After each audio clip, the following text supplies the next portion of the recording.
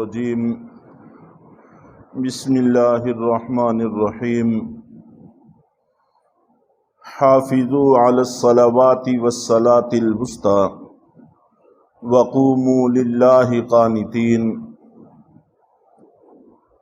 کل یہ آیت تلاوت کی تھی جس میں نمازوں کے اہتمام اور نمازوں کی حفاظت کا تذکرہ ہے۔ نبی پاک صلی اللہ علیہ وسلم کا فرمان ہے، اسلام میں ایمان کے بعد سب سے پہلی چیز نماز ہے، اور سب سے آخر میں بھی نماز ہی بچے گی۔ چنانچہ ہمارے معاملات، ہماری خوشیاں، ہماری غمیاں، ہماری تجارت، ہماری زراعت، ہمارے تمام تر معاملات شریعت سے آزاد ہو جائیں گے۔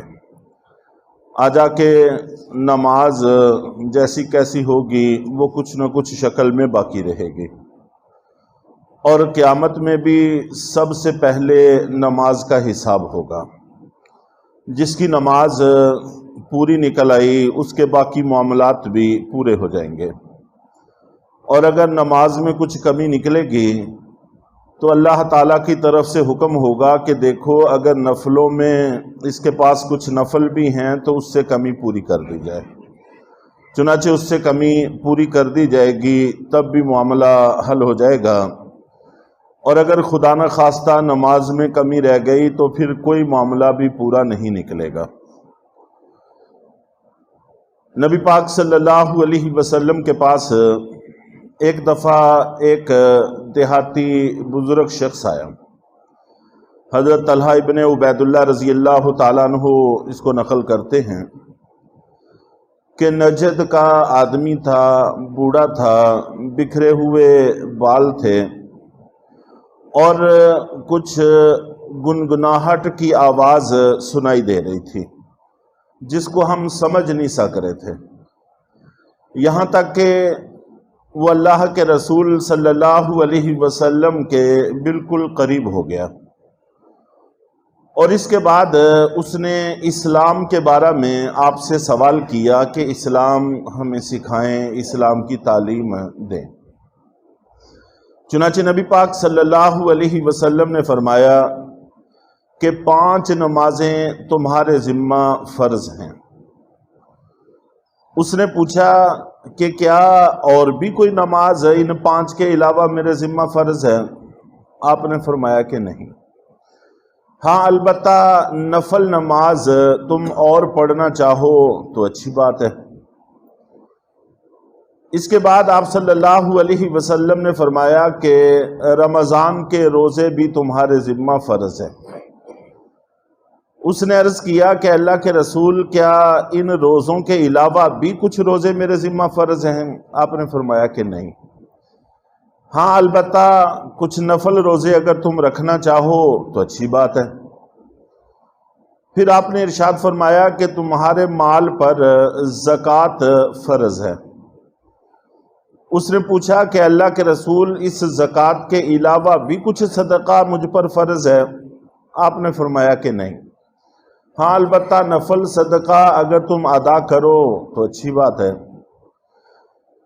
تو حضرت طلحہ رضی اللہ تعالیٰ عنہ کہتے ہیں کہ اس کے بعد وہ شخص واپس پلٹا، اور پلٹتے وقت اس نے کہا کہ میں اس میں نہ کمی کروں گا نہ زیادتی کروں گا، ہمیشہ اس پر قائم رہوں گا، نہ اس میں کمی کروں گا نہ اس میں زیادتی کروں گا۔ تو اللہ کے نبی صلی اللہ علیہ وسلم نے ارشاد فرمایا کہ اگر اس نے یہ بات سچ کر دکھائی تو یہ آدمی کامیاب ہو جائے گا۔ تو سب سے پہلے جس چیز کی آپ نے تعلیم ارشاد فرمائی وہ نماز تھی۔ اسی طرح بخاری، مسلم اور نسائی وغیرہ دیگر کتابوں میں ویسے تو بہت ساری احادیث ہیں۔ حضرت انس رضی اللہ تعالیٰ عنہ نقل کرتے ہیں کہ ہمیں اللہ کے نبی صلی اللہ علیہ وسلم سے زیادہ سوال کرنے سے منع کر دیا گیا، روک دیا گیا۔ پھر ہم اللہ کے رسول صلی اللہ علیہ وسلم سے پوچھا نہیں کرتے تھے، سوال نہیں کیا کرتے تھے۔ چنانچہ آپ کی مجلس میں ایک لمبا سناٹا، ایک لمبی خاموشی طاری رہتی تھی۔ اللہ کے رسول صلی اللہ علیہ وسلم تشریف فرما ہیں، آپ بھی خاموش ہیں، اور آپ کے سامنے صحابہ کرام کا ایک جمع غفیر ہے، وہ بھی بالکل خاموش ہے، اور اس طرح سے بیٹھے ہوئے ہیں جیسا کہ ان کے سروں پر پرندے بیٹھے ہوں۔ آدمی کے سر پر کوئی خوبصورت پرندہ آ کے بیٹھ جائے اور آدمی چاہے کہ یہ اڑ نہ جائے، کہیں بیٹھا رہے، تو ایسے میں ظاہر ہے کہ کھانسنا، کوئی اور آواز نکالنا، ہلنا جلنا تو دور کی بات ہے، آدمی اونچا سانس بھی لینے سے گریز کرتا ہے کہ کہیں ایسا نہ ہو کہ سانس کی حرکت سے بھی یہ اڑ جائے۔ اس طرح کی خاموشی طاری ہوتی تھی، اور حضرت انس رضی اللہ تعالیٰ عنہ کہتے ہیں، اور اسی خاموشی میں ہی منزلیں طے ہوتی رہتی تھیں، آخرت کی منزلیں، ایمان کی منزلیں، دین کی روحانیت کی منزلیں طے ہوتی رہتی تھیں، اور اتنی اونچی پرواز اللہ نے عطا فرما دی اسی سکوت اور سناٹے میں، اسی نظر نبی صلی اللہ علیہ وسلم سے، کہ بعد میں کوئی بھی آنے والا ان کے مقام تک پہنچنا تو دور کی بات ہے، ان کے مقام کی گرد کو بھی نہیں پہنچ سکا، ممکن بھی نہیں ہے۔ چنانچہ حضرت انس رضی اللہ تعالیٰ عنہ کہتے ہیں کہ ہمارا جی چاہتا ہوتا تھا، ہمیں اچھی لگتی تھی یہ چیز کہ کوئی سمجھدار دیہاتی آدمی آئے۔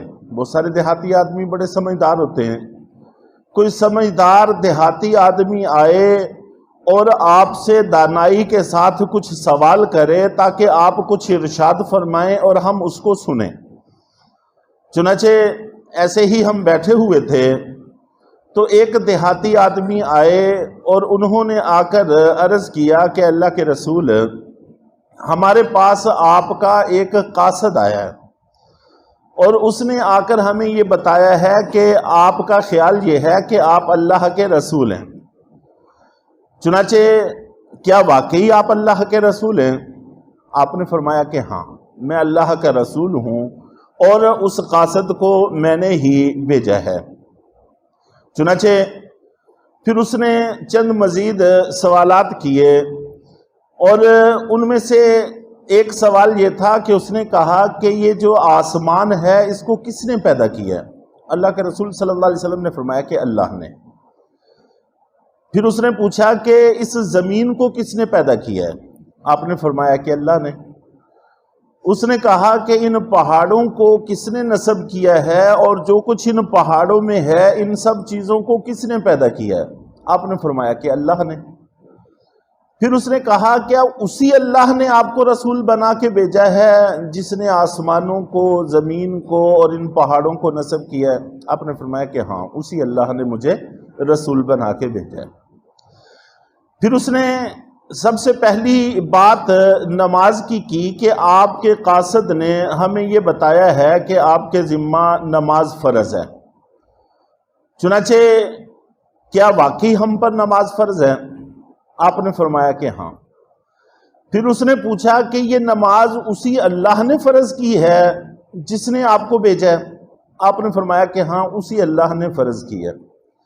پھر اس کے بعد روزوں کے متعلق، زکوٰۃ کے متعلق، حج کے متعلق اس نے اسی طرح سے پوچھا، اور پوچھنے کے بعد پھر وہ پلٹا اور اس نے کہا کہ میں اس کی حفاظت کروں گا اور اس پر ہمیشہ قائم رہوں گا۔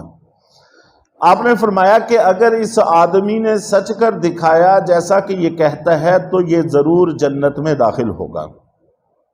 چنانچہ احادیث بڑی کثرت سے ہیں کہ نماز کا سب سے پہلے تذکرہ فرمایا اور نماز کی تعلیم ارشاد فرمائی۔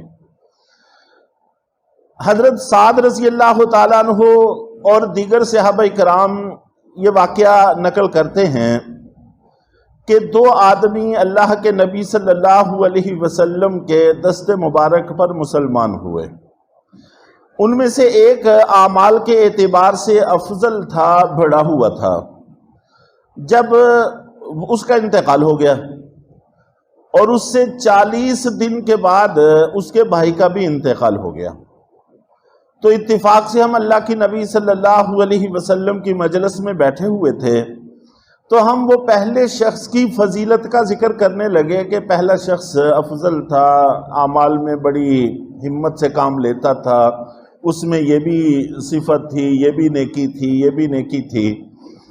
تو آپ صلی اللہ علیہ وسلم نے ارشاد فرمایا کہ جو 40 دن بعد میں وفات پائی ہے جس نے، تو کیا وہ نماز نہیں پڑھتا تھا؟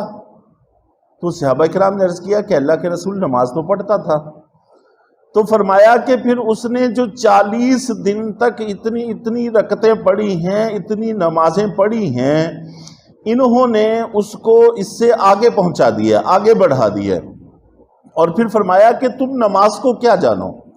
نماز کی مثال ایسی ہے جیسا کہ آدمی کے دروازے کے سامنے سے ایک صاف ستھری نہر بہتی ہو، جو پانی بھی اس کا میٹھا ہو، صاف شفاف بھی ہو، گہری بھی ہو، اور 5 وقت آدمی اس میں غسل کرے تو جیسے اس کے جسم پر کوئی میل کچیل باقی نہیں رہتا، اسی طرح نمازی آدمی کے ذمہ بھی کوئی گناہ باقی نہیں رہتا۔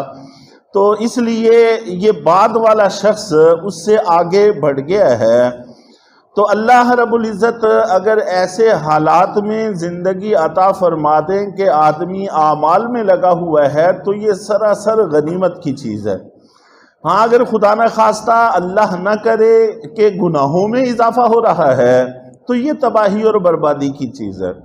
تو بہرحال اللہ کے نبی صلی اللہ علیہ وسلم نے نمازوں کے حوالے سے بہت فضائل کا بھی ذکر کیا ہے اور ترغیب بھی دی ہے۔ آگے ایک صلاۃ الخوف کے نام سے کتابوں میں منقول ہے کہ جہاد کے موقع پر جب کبھی دشمن کا دباؤ زیادہ ہو تو پھر نماز پڑھنے کا جو ایک خاص طریقہ ہوتا تھا اس کو صلاۃ الخوف کہتے تھے۔ تو انشاءاللہ کل تھوڑا سا ذکر اس کا کر کے پھر آگے والی آیت کی تفسیر عرض کی جائے گی۔ اللہ تعالی ہم سب کو نمازوں کی حفاظت کی توفیق عطا فرمائے۔